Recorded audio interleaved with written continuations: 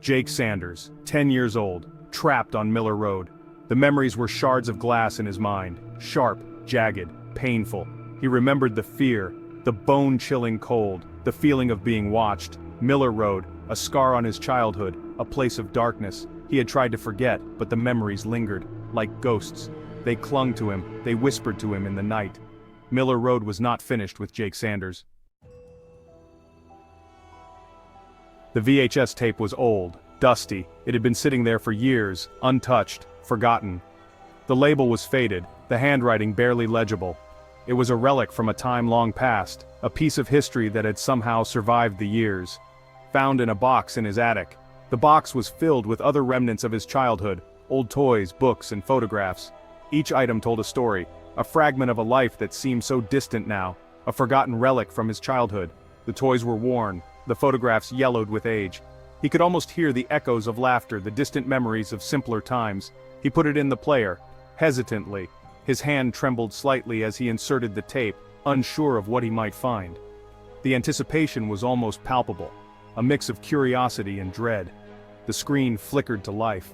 The old TV buzzed and hummed, struggling to display the images stored on the tape. It was like waking a sleeping giant, coaxing it back to life after years of dormancy. Static, then images, a child's birthday party, presents, balloons, a cake. Then the lights flickered. The image distorted. The scenes were familiar yet distant, like looking through a foggy window into the past. A high-pitched whine filled the room. He saw the lights, dancing in the distance. The sound was piercing, almost unbearable, and it seemed to come from everywhere and nowhere at once, like fireflies, but colder, more menacing. And he remembered. The memories came flooding back, unbidden and unwelcome. He remembered the fear, the cold, the sense of being watched. The fear, the cold, the eyes watching him. They were always there, lurking in the shadows, waiting for the right moment to strike. He had tried to forget, to bury those memories deep within his mind, but they had never truly left him. Now, as he watched the flickering images on the screen, he realized that some things could never be forgotten. The past had a way of catching up with you, no matter how far you tried to run. And as the tape played on, he knew that he would have to confront those memories to face the darkness that had haunted him for so long.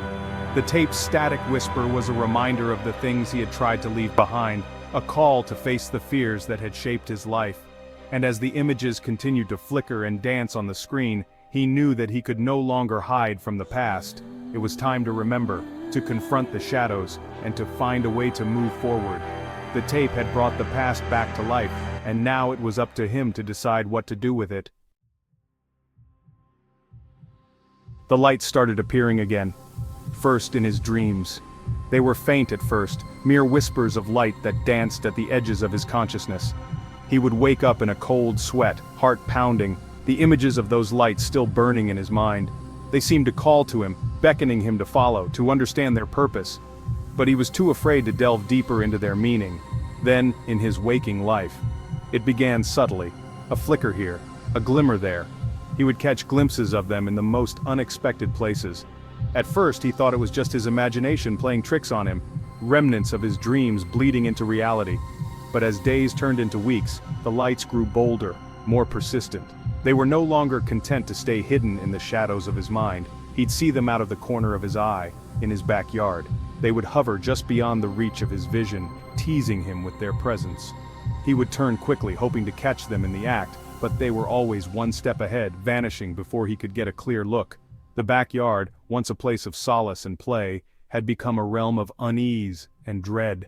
On his way to school, the lights seemed to follow him, lurking in the periphery of his daily routine. They would appear in the hallways, casting long, eerie shadows that stretched and twisted in unnatural ways. His friends noticed his distracted demeanor, but he couldn't bring himself to explain. How could he? How could he make them understand the terror that these lights instilled in him? They were always the same, an unnatural white, like moonlight on snow. But there was something off about them, something that set them apart from any natural light he had ever seen. They seemed to possess a life of their own, a cold, calculating intelligence that watched and waited.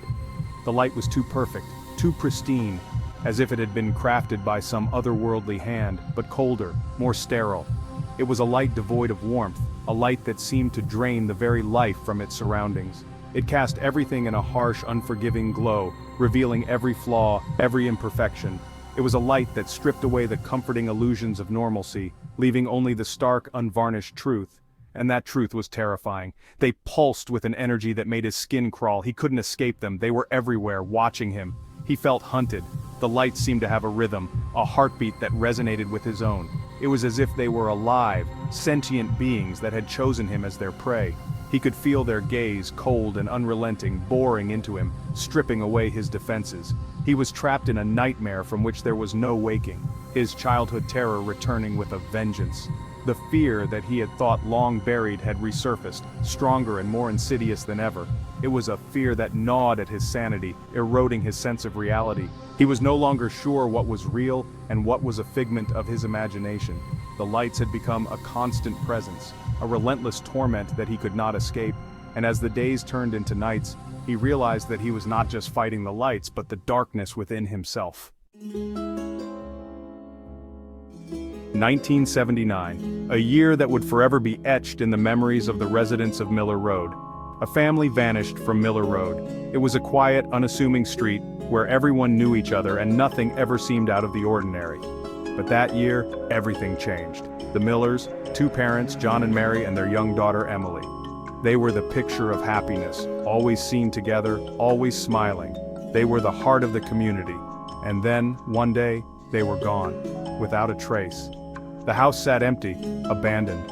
The once vibrant garden became overgrown, the paint on the house began to peel, and the windows collected dust. People whispered, rumors spread. The once lively home became a ghostly reminder of their sudden disappearance.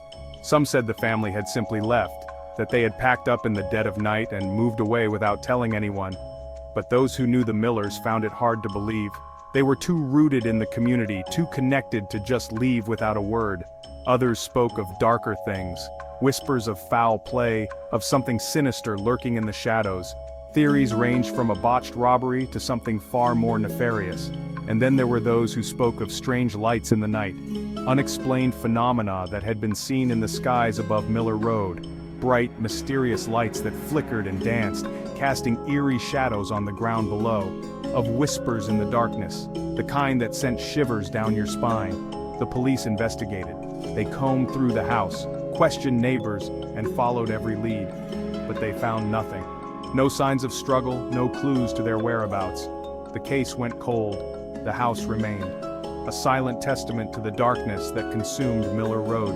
The once bustling home now stood as a haunting reminder of the unknown, a place where time seemed to stand still, and the air was thick with unanswered questions, a darkness that Jake knew all too well. Jake, a neighbor and close friend of the Millers, had his own theories. He had seen the lights, heard the whispers, and felt the chill in the air. He couldn't shake the feeling that something was terribly wrong. And as the years went by, the mystery of the Millers' disappearance continued to haunt him, a puzzle that refused to be solved. The house stood at the end of the road, isolated, frowning down at the world. The paint was peeling, the windows boarded up. Jake had only seen it from a distance, but it terrified him. He could feel something emanating from it, something cold and watchful. The house on Miller Road, a place of shadows and whispers, a place where families vanished, a place that held the key to his nightmares, the key to the lights. He saw it one night, a flash of white in the window of the abandoned house, a figure, tall, thin, almost skeletal. It moved with an unnatural fluidity like smoke in the wind. Then it was gone, but the image was seared into his mind, the thing in white. He knew it was connected to the lights, to the fear, to Miller Road. It was at the heart of his nightmare. The lights, the house, the thing in white, they haunted his every waking moment. He couldn't sleep, couldn't eat, couldn't think. He was obsessed. He had to understand. He researched old newspapers, police reports, anything he could find on Miller Road. He spoke to locals, whispering about the legends, the disappearances, the lights. He was determined to uncover the truth, no matter the cost. The fear was a living thing now. It gnawed at his insides, but there was something else too, a flicker of defiance. He wouldn't let it control him, he wouldn't let it win.